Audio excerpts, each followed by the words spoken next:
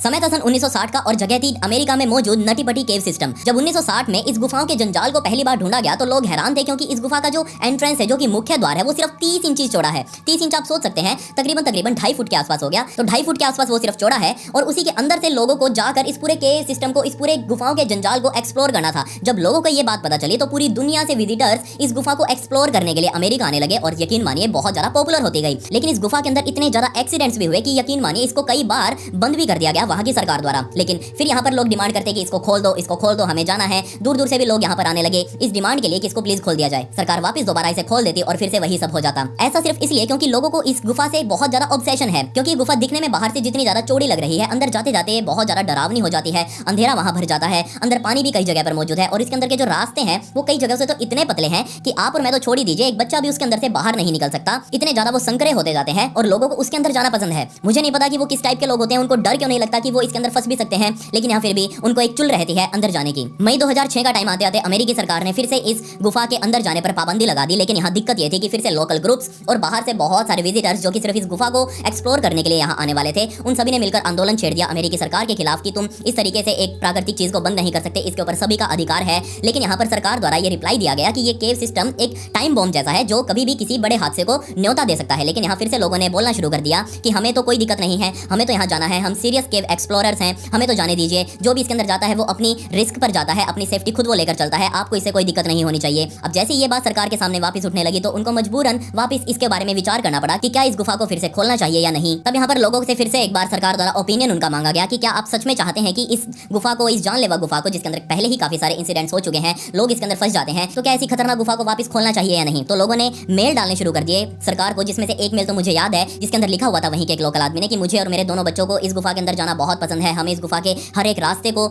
याद कर रखा है, हम इसके अंदर जाना चाहते हैं। लेकिन सरकार द्वारा पाबंदी लगाए जाने की वजह से हमारा जो फन टाइम है वो वेस्ट होता जा रहा है। हम अपने खाली टाइम के अंदर इस गुफा के अंदर जाकर एक्सप्लोर किया करते थे प्रकृति को, लेकिन अब हम नहीं जा सकते। खैर ऐसे बहुत सारे मेल सरकार के पास आए, बट अक्टूबर 2007 तक आते आते सरकार ने इस गुफा के ऊपर प्रॉपर तरीके से बैन लगा दिया कि कोई भी इस गुफा के नेड़े तेड़े नहीं फटक जाएगा। अगर फटका तो उसको हम अच्छे से देख लेंगे, उसकी बीमारी क्या है हम उससे पूछ लेंगे। तब यहाँ पर टाइम आ चुका था मार्च 2009 का, जब फाइनली सरकार एक बार फिर से सामने आई और उन्होंने लोगों के सामने प्रपोजल रखा कि हम एक बार फिर से इस गुफा के सिस्टम को खोलना चाहते हैं ताकि दुनिया प्रकृति को अंदर से देख सके। लेकिन हम अब की बार कुछ नए रूल्स लेकर आए हैं और उसमें रूल्स ये है कि एक बार में एक ही ग्रुप जितना सरकार तय करेगी वही इसके अंदर जा पाएंगे। लेकिन उस ग्रुप के अंदर 2 ऐसे मेंबर होने चाहिए जिनके पास एक्सपीरियंस हो, पिछले काफी लंबे टाइम से वो केव एक्सप्लोरिंग को जानते हो। उस ग्रुप के अंदर ऐसे 2 मेंबर्स होने चाहिए। तब यहाँ पर लोगों को लगा अब तो मजा आ जाएगा, कोई दिक्कत नहीं है, बहुत सारे लोग ऐसे मिल जाएंगे जिनको केव एक्सप्लोरिंग का एक्सपीरियंस है और वो अपने साथ सर्टिफिकेट भी लेकर घूमते फिरते हैं, तो हम ऐसे लोगों को पकड़कर अपने ग्रुप में शामिल कर लेंगे और इस गुफा के अंदर जाने लग जाएंगे। साथ यहाँ पर सरकार ने कहा था कि इस गुफा के अंदर जाने से 21 दिन पहले उनको परमिशन लेनी पड़ेगी, परमिट लेना पड़ेगा इसको एक्सप्लोर करने का, और 1 दिन के अंदर वो परमिट खत्म हो जाएगा। उसी 1 दिन के अंदर उनको वो पूरी गुफा अंदर से भी देखनी है और बाहर भी वापस निकलना है। और ऐसा ये ग्रुप बना 26 साल के जॉन जोन्स और उसके भाई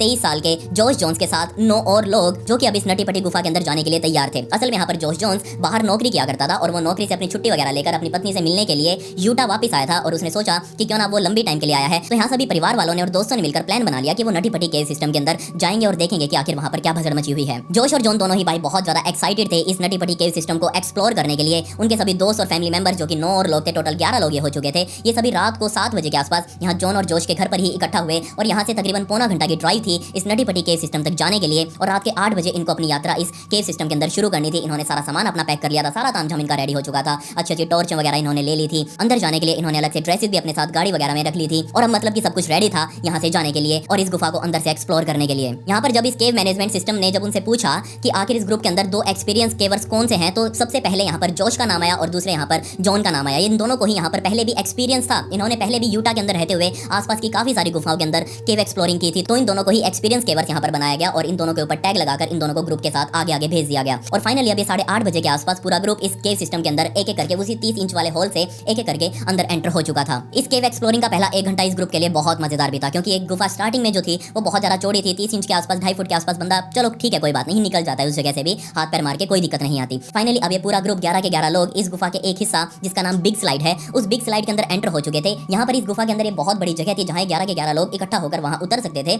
और उनको अब इस गुफा के अंदर वहाँ से आगे निकलना था। फाइनली अब इस बिग स्लाइड के अंदर उतरने के बाद 11 लोगों ने एक दूसरे को देखा, सब एक दूसरे को देखकर हंसने लगे और एक दूसरे को चैलेंज करने लगे कि मैंने बढ़िया किया। लेकिन यहाँ पर जोश और जॉन दोनों भाई आपस में ही एक दूसरे को चैलेंज करने लगे कि देखना अब की बार मैं आगे जाऊंगा और मैं ऐसे पार्ट्स के अंदर भी जाऊंगा जिसके अंदर कोई नहीं जा सकता। सभी बहुत ज्यादा एक्साइटेड थे, सभी बहुत ज्यादा हंसी मजाक कर रहे थे। तब यहाँ पर जोश ने जॉन को चैलेंज किया कि इस गुफा का जो बर्थ कैनाल वाला हिस्सा है उसके अंदर जाकर हम देखेंगे। असल में जो बर्थ कैनाल वाला हिस्सा है वो बहुत ज्यादा संकरा था, उसके अंदर बहुत ही कम केव एक्सप्लोरर्स आज तक जा पाए थे और इन दोनों भाइयों ने आपस में एक दूसरे को चैलेंज कर दिया कि उसके अंदर जाएंगे, देखेंगे कि आखिर वहां पर क्या है और लोग क्यों अंदर जाने से वहां डरते हैं। जॉन ने यहाँ पर जोश को कहा कि तुम छोटे हो, तुम यहीं रुको, मैं आगे आगे चलूंगा और मैं बताता जाऊंगा कि आगे क्या है और तुम मुझे बस फॉलो करते रहना। तब यहाँ पर जॉन ने बिग स्लाइड से जो गुफा आगे की तरफ निकलती थी बर्थ कैनाल की तरफ, उसके अंदर अपने पैर हाथ रखे और अब वो अंदर आगे घिसट कर आगे की तरफ जाने लगा और अब तक सब कुछ ठीक भी चल रहा था। लेकिन यहाँ तब पीछे से बातें होने लगी कि आखिर ये बर्थ कैनाल वाला तो वो हिस्सा है ना जिसके अंदर पहले भी लोग अटक चुके हैं, कई घंटों के लिए लोग वो अटके रहते हैं उसके अंदर और बाद में उनको रेस्क्यू करके बचाना पड़ता है। तब यहाँ आगे चल रहे जॉन ने सबको कह दिया कि नहीं कोई दिक्कत नहीं है, मुझे इस चीज का एक्सपीरियंस है, मैंने इस चीज को पहले भी हैंडल किया हुआ है, कोई दिक्कत मत लो, जैसा मैं कहता हूँ वैसा वैसा करते रहो। सब लोग अब जॉन को फॉलो कर रहे थे, सबको जॉन के ऊपर विश्वास भी था क्योंकि उसकी बातें बहुत ज्यादा कॉन्फिडेंस वाली थी, तो यहाँ किसी को कोई दिक्कत नहीं थी। लेकिन अब यहाँ दिक्कत ये आई जॉन के लिए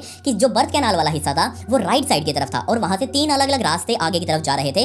तो जॉन को अब समझ नहीं आ रहा था कि एक्चुअल में जो बर्थ कैनाल है वो कौन सी है और उसको किस रास्ते में जाना है। वहां ना कोई साइन बोर्ड वगैरह लिखा हुआ था, वहां ना कोई निशानी बनाई गई थी कि इस रास्ते में जाओगे तो आगे बंद मिलेगा या फिर आगे जरा संकरा है या फिर इन तीनों में से कौन सा बर्थ कैनाल है। यहाँ जॉन को समझ नहीं आ रहा था, जबकि बाकी पीछे चल रहे 10 लोग अब जॉन को ही फॉलो कर रहे थे। जॉन किसी से पूछ भी नहीं सकता था क्योंकि सिर्फ उसको ही आगे दिख रहा था, पीछे वालों को तो सिर्फ जॉन की टांगे ही दिखाई दे रही थी। खैर यहाँ जॉन को डिसाइड करना था, लेकिन यहाँ उसको जाना राइट की तरफ था, उसने लेफ्ट की तरफ अपना टर्न ले लिया और अब उसने घिसट कर अंदर की तरफ जाना शुरू कर दिया। लेकिन यहाँ यही टर्न था उसकी जिंदगी का जो कि अंतिम भी होने वाला था और बहुत बहुत ज्यादा भयानक भी होने वाला था। जी हाँ, जैसे उसने लेफ्ट टर्न वो लिया और वो उसके अंदर जाने लगा तब उसे महसूस हुआ कि ये तो अंदर से बहुत ज्यादा संकरा होता जा रहा है, इतना संकरा कि वो खुद भी अंदर हाथ पैर मारकर आगे की तरफ नहीं बढ़ पा रहा। लेकिन जैसे जैसे उसने जोर लगाया, क्योंकि उसे आगे की तरफ थोड़ा खुला हिस्सा दिखाई दे रहा था, उसको उम्मीद थी कि वो वहां तक पहुंच जाएगा तो सबको एक बार इन्फॉर्म कर देगा कि एक बार सभी इसी जगह पर इकट्ठा हो जाओ, हमने शायद गलत टर्न ले लिया है, हमें वापस जाना पड़ेगा। तो उसने यहाँ और जोर लगाना शुरू कर दिया ताकि वो उस खुले हिस्से तक पहुंच पाए। लेकिन यही उसकी सबसे बड़ी गलती थी। फाइनली वो जिस हिस्से को देख रहा था जो कि आगे से बहुत ज्यादा खुला था, उस तक पहुंचने के लिए उसे इस पूरी गुफा सिस्टम के लिप ऑफ केव नाम के एक जगह को पास करना था ताकि वो वहां से निकले और नीचे जाकर वापस घूम सके। उसको ये उम्मीद थी कि वो इसको क्रॉस करके वापस घूम के पीछे चला जाएगा, लेकिन ऐसा नहीं हुआ। जैसे वो लिप ऑफ केव में घुसा, लिप ऑफ केव नाम के उस जगह के अंदर घुसा, वो बिल्कुल फंस गया लिटरली और उसको बहुत ज्यादा जोर लगाना पड़ रहा था क्योंकि यहाँ पर वो जो होल था, आप खुद सोचकर देख लीजिए, जो वॉशिंग मशीन का ड्रायर होता है, आपने देखा होगा आपके घर में वॉशिंग मशीन होगी, उसका जो ड्रायर होता है वो कितना ही चौड़ा होगा, 12 इंच 13 इंच 14 इंच बस इतना ही था। और एक इंसानी शरीर, एक 26 साल का लड़का, हट्टा कट्टा, वो भी शादीशुदा, वो भी, तो आप सोच ही सकते हैं कि वो कितना चौड़ा होगा। क्या आप में से कोई ड्रायर के अंदर फिट हो सकता है? ऑब्वियसली नहीं। बच्चों की मैं कह नहीं सकता, लेकिन एक अच्छा खासा अडल्ट इंसान वो तो कभी भी एक ड्रायर के अंदर फिट तो नहीं हो सकता। लेकिन अब यहाँ सोच कर देखिए आप, जॉन आगे जाकर उस ड्रायर जितने हिस्से में ही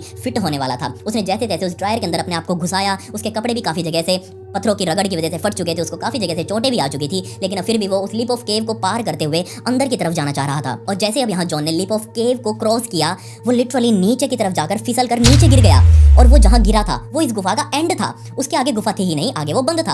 अब आप सोच कर देखिए, एक बंदा ड्रायर जितनी जगह के अंदर फंसा हुआ हो और उसको आगे वो बंद मिले, ड्रायर भी नीचे से बंद होता है। आप सोच कर देखिए, वो अपने हाथों के समेत उसने हाथ अपने पीछे की तरफ कर लिए थे क्योंकि उसको आगे रखने की तो जगह ही नहीं थी, और अब उसका सर सीधा जाकर नीचे की तरफ लगा जो कि ऑब्वियसली बंद था। तब यहाँ पर उसने अपने पीछे मौजूद भाई जोश को आवाजें लगानी शुरू कर दी कि जोश, मुझे दिक्कत हो रही है क्योंकि मैं यहाँ फंस चुका हूँ। जबकि यहाँ पीछे चल रहा जोश, उसको ये मस्ती मजाक लग रहा था। उसको लगा कि शायद हो सकता है उसका भाई उसे सिर्फ डराना चाह रहा हो और जब अगले दिन वो सुबह वापस बाहर निकलेंगे इस गुफा से तब वो उनको कोई एक भयानक कहानी सुना सके, वो जस्ट कहानियां बना रहा हो, उसको ऐसा लग रहा था। और जैसे ही जोश पीछे से घिसटता हुआ आगे की तरफ आया और लिप ऑफ केव के पास पहुंचा तो उसको लगा, नहीं यार, लिप ऑफ केव के अंदर तो मैं जा ही नहीं सकता, आखिर ये जॉन अंदर कैसे गया, मुझे तो समझ नहीं आ रहा अभी तक। तब यहाँ पर उसने आवाज लगाई अपने भाई को कि जॉन, क्या तुम लिप ऑफ केव को क्रॉस करते हुए नीचे की तरफ गए हो? तो यहाँ जॉन ने रिप्लाई किया कि हाँ, मैं यहीं से क्रॉस करते हुए अंदर गया हूँ। तब यहाँ जोश ने पूछा कि आखिर गए कैसे, ये तो इतना छोटा सा रास्ता है, तकरीबन 1 फुट के आसपास है, तुम इसके अंदर फिट कैसे हुए? जॉन ने रिप्लाई किया कि मैं बस जैसे तैसे हो गया और अब मैं नीचे की तरफ फंस चुका हूँ। अब मैं ना तो घूम सकता हूँ, मेरे हाथ भी पीछे की तरफ हैं, और ना ही मैं हाथ पैर मार सकता हूँ, मैं कुछ भी नहीं कर सकता, तुमको ही मुझे खींचना पड़ेगा। लेकिन खींचे कैसे? जोश या फिर बाकी और जो 9 लोग थे उनमें से कोई भी इतना पतला नहीं था, एक बच्चे के जितना पतला होना चाहिए था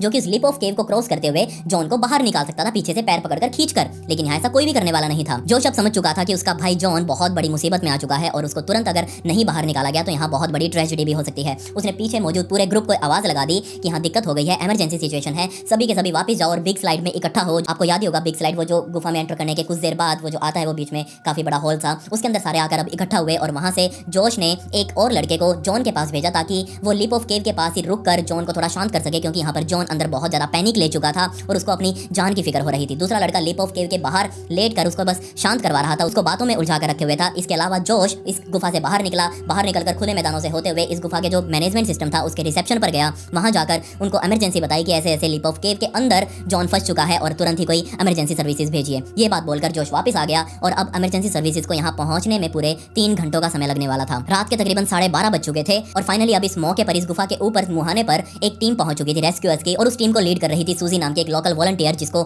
केव एक्सप्लोरिंग का बहुत ज्यादा एक्सपीरियंस था। तो यहाँ पर सूजी ने कहा कि ठीक है, सबसे पहले मैं ही जाऊंगी और जाकर देखूंगी कि आखिर सिचुएशन क्या है। सूजी यहाँ पर पूरे सिस्टम से होते हुए लिप ऑफ केव तक पहुंची। वहां जाकर उसने जॉन के पैरों को देखा, उसको हाथ लगाकर फील करवाने की कोशिश करी और वो चेक कर रही थी कि क्या जॉन अभी तक जिंदा है। उसने जॉन को जैसे ही हाथ लगाया, जॉन ने पैरों को हिलाया और वो उससे बात करने लगी कि हाय जॉन, मैं सूजी हूँ, मैं यहाँ तुम्हारी हेल्प करने के लिए आई हूँ, मेरी टीम बाहर खड़ी है। तब यहाँ जॉन ने रिप्लाई किया, थैंक यू सूजी, मुझे यहाँ से बाहर निकलना है। सूजी ने कहा कोई दिक्कत नहीं है, बहुत ईजी है, बहुत थोड़े से टाइम में तुम बाहर निकल जाओगे और वापस अपने ग्रुप से मिल लोगे। जॉन ने जब ये बात सुनी तो उसको बहुत ज्यादा शांति हुई और उसको लग रहा था कि अब सब कुछ ठीक हो जाएगा। जबकि बाहर मौजूद ग्रुप में से सभी लोगों ने ऑब्वियसली जॉन के घर पर फोन करने शुरू कर दिए। जॉन की वाइफ को ये बता दिया कि ऐसे ऐसे जॉन अंदर फंस चुका है। जॉन की बीवी अपनी बच्ची को लेकर साथ इस पॉइंट पर पहुंच चुकी थी, वो भी अब इस गुफा के मुहाने के ऊपर खड़ी थी। साथ यहाँ पर 30 और गाड़ियां जो कि टीमों की भर भरकर अब इस पॉइंट पर आ चुकी थी। जिसको पता लगता जा रहा था कि वहां इमरजेंसी हो गई है, सभी के सभी अपना तामझाम लेकर यहाँ पहुंच रहे थे। तब यहाँ सूजी जो कि सबसे पहले अंदर गई थी, उसको आइडिया आया कि क्यों ना हम इसकी जीन्स को काट दें। ऑब्वियसली हाँ, जॉन की अगर जीन्स को हम काट दें तो वो थोड़ा सा पतला हो जाएगा और उसको जब हम बाहर खींचेंगे तो उसके लिए ईजी रहेगा। लेकिन यहाँ पर दिक्कत ये थी कि 2 घंटों की मेहनत के बाद भी सूजी खुद उस लीप ऑफ केव को एंटर नहीं कर पा रही थी। आप सोच कर देखिए, एक लड़की, लड़कों से तो ऑब्वियसली वो पतली ही होती हैं, सूजी खुद अब लीप ऑफ केव को एंटर नहीं कर पा रही थी। उसके अंदर से उसने बहुत जाने की कोशिश करी लेकिन वो अंदर जा ही नहीं पाई। वो इतना संकरा था, उसको खुद हैरानी हो रही थी कि आखिर तुम जॉन कैसे गए, मुझे तो समझ नहीं आ रहा अभी तक। लेकिन यहाँ जॉन बेचारा रोए जा रहा था अंदर मौजूद। तकरीबन 2 घंटों तक जॉन की जीन्स के साथ लड़ने के बाद सूजी ने हार मान ली कि नहीं, ये जीन्स तो बाहर नहीं निकल रही, मुझे कुछ और आइडिया लगाना पड़ेगा। उसने जॉन को कहा कि जॉन तुम यहीं शांत रहो, कोई दिक्कत नहीं है, ऊपर और काफी सारी टीम्स मौजूद हैं, मैं उनके पास जाती हूँ और कोई सामान वगैरह लेकर आती हूँ जिससे हम इस रास्ते को थोड़ा चौड़ा कर सकें और हम तुमको फिर आसानी से बाहर निकाल लेंगे। सूजी वापस क्रॉल करते हुए घिसटते हुए उस गुफा से बाहर निकली और बाहर आकर लोगों से बातें करने लगी। लेकिन जैसे ही यहाँ सूजी ने बाहर लोगों से डिस्कस करना शुरू किया कि आखिर क्या किया जाए, सूजी का तो दिमाग ही परेशान हो गया। उसको समझ नहीं आ रहा था कि लोग कैसे कैसे आइडियाज दे रहे हैं। जी हाँ, उसको जो सबसे पहले आइडिया मिला था वो ये था कि क्यों ना हम अगर जॉन के पैरों को काट दें, उसके धड़ को काट दें, तो हम जॉन को आसानी से बाहर निकाल सकते हैं। अरे मूर्खो, अगर तुम काट ही सकते हो तो तुम उसको बाहर भी तो निकाल सकते हो। ऑब्वियसली हाँ, किसी को लीप ऑफ केव की जो संकरापन था उसका अंदाजा नहीं था यहाँ पर कि वो कितना संकरा है, कितना भिड़ा सा है। दूसरा यहाँ पर आइडिया ये आया कि क्यों ना हम दीवारों के ऊपर काफी सारा तेल लगा दें तो यहाँ वो चिकनी बन जाएगी और जब जॉन को हम बाहर खींचेंगे किसी भी तरह से या फिर जॉन खुद बाहर आने की कोशिश करेगा तो वो लुब्रिकेट हो जाएंगे और अगर वो चिकनी होंगी तो उसे बाहर आने में आसानी होगी। लेकिन यहाँ इस आइडिया को भी मना कर दिया गया। जो ऐसे आइडियाज लेकर आ रहा था, सूजी ने सबको कहा निकल यहाँ से,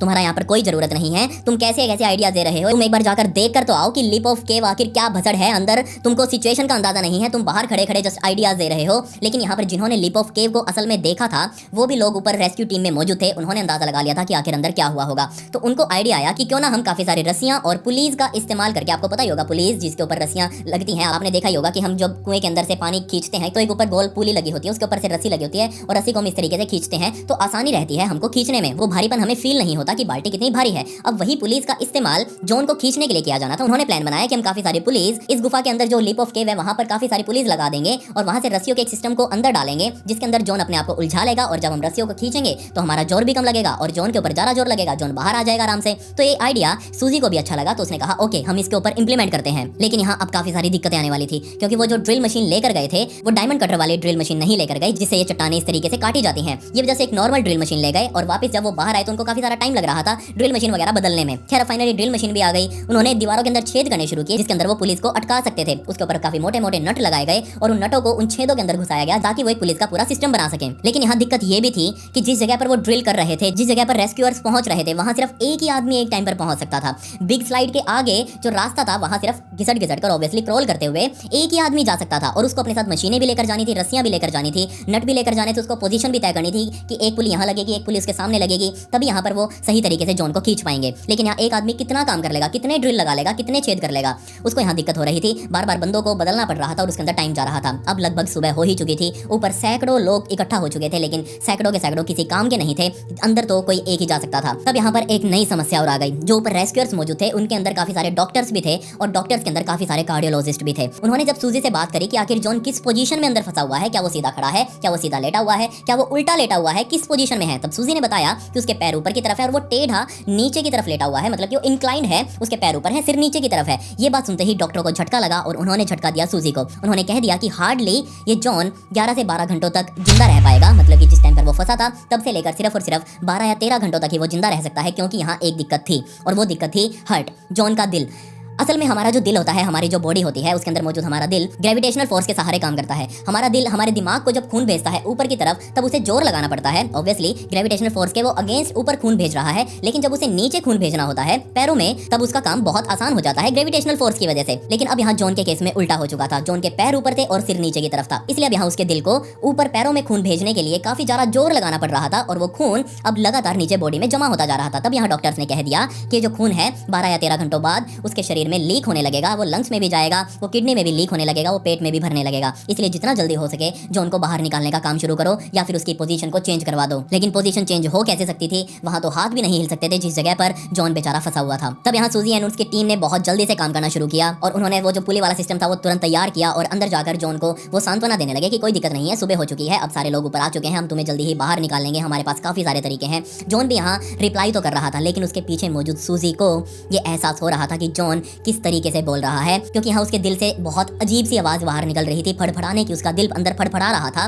और वो फड़फड़ाने की अजीब सी आवाज, जब वो सांस ले रहा था तो वो सांसों के साथ आवाज सूजी के कानों तक भी पहुंच रही थी। ये चीज सामने होता देख सूजी समझ चुकी थी कि जो डॉक्टर्स ने ऊपर उसे बोला था कि उसके दिल से खून लीक होकर उसके फेफड़ों में जाने लगेगा, वो शायद अब सच में उसके साथ हो रहा है। और लिटरली वही काम अब जॉन के साथ हो भी रहा था। फाइनली रस्सियों को अब पुली के सहारे होते हुए जॉन के पैरों तक पहुंचाया गया और जॉन ने पैरों में वो रस्सियां फंसा भी ली। उसने अपने दोनों पैर ज्वाइन कर लिए और अब रस्सियों के सहारे जॉन को ऊपर की तरफ खींचा जाना था। बहुत अच्छी बात थी कि जॉन ने अब वहां से उठना शुरू किया। जॉन अभी तक जिंदा था, जॉन बातें भी कर रहा था, वो पीछे खींच रहा था, अपने आप को धक्का दे रहा था ताकि उन पुलियों का काम आसान हो जाए। लेकिन जैसे ही बेचारा जॉन लिप ऑफ केव तक पहुंचा, उसके एंट्रेंस तक पहुंचा नीचे से, तभी यहाँ पर एक पुली टूट गई जो कि सबसे मेन फ्रंट पर लगी हुई थी और बेचारा जॉन वापस उसी के अंदर जहाँ वो पहले पॉइंट पर पड़ा हुआ था, जिस पोजीशन में पहले था, वो वापस नीचे जाकर उसका सर लगा और अब वो वापस उसी पोजीशन में पहुंच चुका था। ये चीज होता देख सभी ने सोचा कि आखिर यहाँ पर क्या हुआ है। तो असल में जब ये ड्रिल किए गए थे छेद जिनके अंदर वो नट लगाए गए थे और वो पुली उनके ऊपर कसी गई थी, तो असल में वो नट वो बहुत ज्यादा लूज था उस छेद के अंदर और वो बाहर निकल आया और उसके साथ पुली भी बाहर आ चुकी थी। 19 घंटों का अब समय बीत चुका था। बेचारे जॉन को उस पोजीशन में फंसे हुए उसका दिल अभी भी काम कर रहा था। डॉक्टर्स खुद ऊपर हैरान थे जब वो आकर सुनते कि आखिर नीचे क्या चल रहा है, जॉन अभी तक जिंदा है या नहीं। और जब रेस्क्यूअर्स आकर ऊपर बोलते कि हाँ जॉन उनसे बात भी कर रहा है, तो उनको समझ नहीं आता कि आखिर ऐसा हो कैसे सकता है। अगर वो पूरा उल्टा लेटा होता तो अभी तक उसे मर जाना चाहिए था। वो थोड़ा सा टिल्टेड था, थोड़ा सा ऊपर की तरफ था, इस पोजीशन में था कुछ, वो पूरा ऐसे नहीं था। खैर यहाँ पर ये बहुत अच्छी बात थी कि जॉन बेचारा अभी तक जिंदा था और वो बातें भी कर रहा था। 19 घंटों बाद एक बार फिर से वो पुलिस सिस्टम बनाया गया और फिर से अब जॉन के पैरों में रस्सी फंसाई गई और उसे बाहर निकालने की कोशिश की गई। पहली बार जॉन बाहर आने ही वाला था लिप ऑफ केव तक और उसका चेहरा पहली बार रेस्क्यूअर्स ने लिप ऑफ केव के एंट्रेंस से अंदर की तरफ देखा और जिन्होंने देखा उन्होंने बताया कि उस टाइम पर जॉन का चेहरा बिल्कुल लाल हो चुका था, उसकी आंखें स्लेटी रंग की हो चुकी थी, उसकी पुतलियां जो थी वो पूरी खुली हुई थी, अंदर रोशनी जाने का कोई जरिया ही नहीं था, उसको कुछ दिख भी नहीं रहा था। लेकिन जैसे ही रेस्क्यूअर्स ने जॉन को देखा, उससे पूछा कि क्या तुम ठीक हो, तो यहाँ जॉन ने रिप्लाई किया कि इट सक्स, मुझे बहुत ज़्यादा दिक्कत हो रही है, मुझे यहाँ से प्लीज़ बाहर निकालो। लेकिन तभी यहाँ पर फिर से एक और ट्रेजेडी हो गई। पहले जहाँ एक नट टूटकर नीचे गिरा था और उसके साथ ही जॉन भी नीचे जा चुका था, और अब की बार तो एक साथ दो नट और उसके साथ ही पत्थर का एक बहुत बड़ा टुकड़ा ऊपर से नीचे की तरफ आ गिरा दीवारों से, जो गुफा की दीवारें थी वहां से टूटकर सीधा रेस्क्यूअर के मुंह के ऊपर आकर गिरा, जो कि लीड रेस्क्यूअर था सूजी की जगह। वो पुल कर रहा था जॉन को लिप ऑफ केव के पास से और वहीं से एक पत्थर का टुकड़ा बोल्ट के साथ ही टूटा और वो पत्थर का टुकड़ा सीधा उसके मुंह पर आकर लगा। दो पुलियां भी अब यहाँ बाहर आ चुकी थी और बेचारा जॉन जो कि काफी ऊपर तक आ चुका था, उसको जिंदगी की उम्मीद लग रही थी, लेकिन अब फिर से वो नीचे उसी पोजीशन में जा गिरा जहां पर वो पहले था। बट यहाँ दिक्कत ये थी कि जिस रेस्क्यूअर के चेहरे के ऊपर आकर वो गिरा था, वो रेस्क्यूअर अब यहाँ लिप ऑफ केव के पास बेहोश हो चुका था। और जैसा कि मैंने आपको बताया, उस पॉइंट पर सिर्फ एक ही बंदा जा सकता था, उसके पीछे काफी बंदे हो सकते थे, लेकिन वहां तो एक ही बंदा होगा। अब बेचारे उस रेस्क्यूअर को ही रेस्क्यू करने की जरूरत थी। जॉन से ध्यान हटाकर सभी ने उस रेस्क्यूअर को खींचना शुरू किया। उसको खींचते हुए वो पहले बिग स्लाइड तक लेकर आए और वहां से रस्सियों के सहारे उसे ऊपर की तरफ खींचा गया। तब यहाँ पर सबसे पहले तो जॉन को शांत करवाने के लिए उसकी पत्नी को एक रेडियो दिया गया, वॉकी टॉकी दिया गया, जो कि उसका दूसरा फोन था, वो नीचे ले जाकर जॉन को दिया गया। और जॉन ने जब पहली बार अपनी पत्नी की आवाज सुनी वॉकी टॉकी पर, तो उसे बहुत ज्यादा रिलैक्स भी फील हुआ। उसकी पत्नी ऊपर से उसको शांत करवा रही थी कि रेस्क्यूअर्स, बहुत सारे रेस्क्यूअर्स तुम्हें बचाने में लगे हुए हैं, बहुत सारे प्लान्स बनाए जा रहे हैं। लेकिन यहाँ जॉन बेचारा अंदर उम्मीद ही तोड़ चुका था। उसको कोई उम्मीद नहीं लग रही थी कि वो कभी यहाँ से बाहर निकल पाएगा। उसने अपनी पत्नी से कहा कि मैं तुम्हें बहुत प्यार करता हूँ, मेरी बच्ची का ध्यान रखना, आगे तुम्हें इसे संभालना है, क्योंकि मुझे नहीं लगता कि मैं यहाँ से बाहर निकल पाऊंगा। ये बात सुनकर ऊपर मौजूद उसकी पत्नी बहुत ज्यादा बेचारी रोने लग गई। उसके हाथ से वो वॉकी टॉकी भी नीचे गिर गया। लेकिन यहाँ फाइनली उसने भी होश संभाला और वो खुद यहाँ जॉन को सांत्वना देने लगी। और ये बात होने के कुछ ही मिनटों बाद पीछे रेस्क्यूअर्स मौजूद थे और एक फाइनल अटेम्प्ट कर रहे थे वही रस्सियों के सहारे बाहर निकालने का। लेकिन अब जॉन पूरी तरह से अनरिस्पॉन्सिव हो चुका था। सभी को पता लग चुका था कि यहाँ फोन पर उस वॉकी टॉकी पर बात करते हुए बेचारे जॉन को कार्डियक अरेस्ट हो चुका था। वो पूरी तरह से अनरिस्पॉन्सिव हो चुका था। सांसें भी जो थी वो 1 या 2 मिनट में एक आधी आ रही थी। लगभग यहाँ जॉन मर चुका था। फाइनली रात को तकरीबन 11:50 पर एक पैरामेडिक ऑफिसर जो कि ऊपर मौजूद था उसे यहाँ नीचे केव में भेजा गया और उसने जाकर जब नीचे देखा और अपना कोई इंस्ट्रूमेंट वो साथ लेकर गया था, स्टेटोस्कोप, एक बड़ा स्टेटोस्कोप था जिससे वो अंदर से आवाज़ सुन सकता था, अंदर डालकर उसमें आवाज़ सुन सकता था। तब यहाँ जैसे उसने वो अंदर डालकर आवाज़ सुनी वो बाहर मौजूद, तो उसको ये फील हो गया कि नहीं, जॉन के अंदर कोई अब सांस नहीं बची है, उसकी ज़िंदगी अब खत्म हो चुकी है। 11:50 पर अब 28 घंटों बाद जाकर यहाँ डॉक्टर्स ने जॉन को मृत घोषित कर दिया और इस रेस्क्यू प्लान को यहीं पर अबॉर्ट कर दिया गया। जो डॉक्टर गया था वो वापस बाहर आ चुका था और बाहर आकर उसने सभी को न्यूज़ दे भी दी। उसकी पत्नी को जब ये खबर दी गई तो यहाँ उसने मानने से इनकार कर दिया कि नहीं, मेरा पति इतनी छोटी सी मिस्टेक के लिए अपनी जान नहीं दे सकता, ऐसा हो ही नहीं सकता। आपने जस्ट उसकी जो नब्ज चेक करी है वो पैरों से चेक करी है, उसका दिल अभी भी काम कर रहा होगा, प्लीज उसे बाहर निकालिए। तब डॉक्टर्स ने उसे समझाया कि नहीं मैडम, हमने पक्का इंश्योर कर लिया है कि जॉन अब इस दुनिया में नहीं रहा, आपको ये बात माननी पड़ेगी। यहाँ पर बेचारी जॉन की पत्नी एमिली, उसने फूट कर वहीं रोना शुरू कर दिया। वो जस्ट भीख मांग रही थी अपने पति की कि कोई जाकर उसे नीचे से बाहर निकाल दे। तब यहाँ पर सरकार द्वारा ये प्लान शुरू किए गए कि आखिर हम इस बॉडी को बाहर कैसे निकालें, क्योंकि जिंदा इंसान तो बाहर निकल नहीं पाया। अब बॉडी को निकालना और ज़्यादा मुश्किल काम था, क्योंकि पहले तो जॉन अपने पैरों में रस्सी फंसा रहा था, अपने कमर में भी रस्सी फंसा रहा था अपने हाथों से। अब तो ये काम बाहर मौजूद रेस्क्यूअर्स को ही करना था, उस लाश को बाहर निकालने का। इसके लिए भी बहुत सारे अजीब अजीब प्लान्स दिए गए कि क्यों ना हम साइड में एक और बोर होल करें, नीचे तक जाएं और वहां से लाश को खींचकर ऊपर ले आएं। जिसने आइडिया दिया था उसको बाहर निकाल दिया गया लात मार के, क्योंकि सिस्टम के अंदर यहाँ छेद करना 700 फीट गहरा कोई हलवा नहीं था, कोई मजाक नहीं था। तब यहाँ पर सरकार द्वारा निर्णय लिया गया कि अब तो लोगों को शांति पड़ जाएगी कि हाँ, यहाँ एक सिस्टम जो है, एक केव जो है बहुत ज़्यादा खतरनाक है, इसके साथ खेलना कोई समझदारी का काम नहीं है और इसलिए अब हम इसे बंद कर रहे हैं। फाइनली यहाँ सरकार द्वारा 26 नवंबर 2009 के दिन उस केव के ऊपर, उस पूरी केव का जो एंट्रेंस था, उसका मुहाना था, उसके ऊपर कंक्रीट के काफ़ी सारे ट्रक्स भरे भरे मसाले वाले डलवाए गए और उसको सील कर दिया गया, जबकि यहाँ लाश उसके अंदर ही थी जॉन की। और फाइनली अब जॉन की डेड बॉडी उसी केव के अंदर सील हो चुकी थी। जॉन के परिवार ने यहाँ पर उस मुहाने के ऊपर जहाँ वो कंक्रीट मसाला डालकर उसे बंद किया गया था, उसके ऊपर वहाँ एक बोर्ड भी लगाया जॉन की याद के अंदर, और उसके अंदर लिखा गया कि जॉन एक बहुत ही अच्छा पिता था, अच्छा पति था, अच्छा बेटा था, अच्छा भाई था, अच्छा दोस्त था। उसके बारे में काफ़ी सारी अच्छी चीज़ें लिखी गई। ऑब्वियसली वो था भी,